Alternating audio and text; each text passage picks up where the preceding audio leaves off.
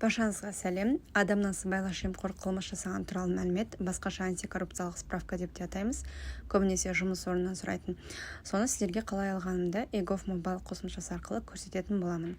Ол үшін қосымшаға кіреміз. Басты мәзірде услуги бөлімі бар.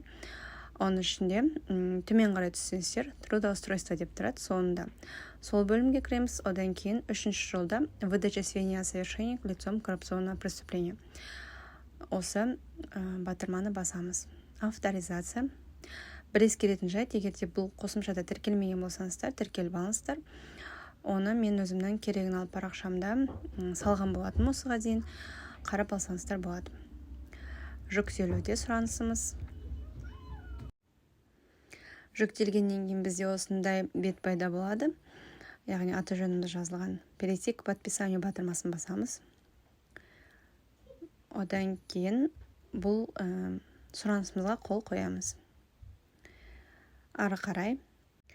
Міне осындай бет пайда болады. Яғни иініміз, аты жөніміз, сұраныстың номері және де дата жазылған.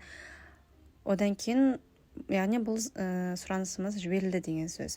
Дайын болған кезде қай жерден көреміз. Услугидің жанында уведомление деген бөлім бар.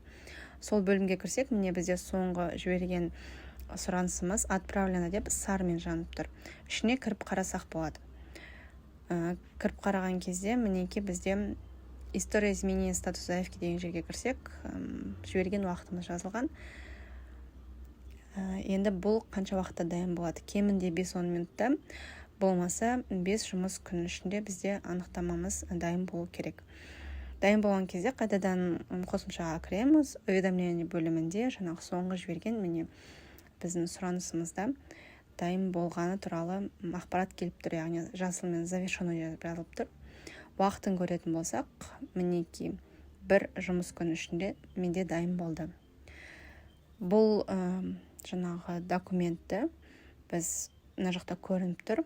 Өзімізге сақтап аламыз, немесе почта арқылы жібере аламыз. Пайдалы болды деген үміттемін. Рахмет, сау болыңыздар. Парақшаға жазылуды ұмытпаңыздар.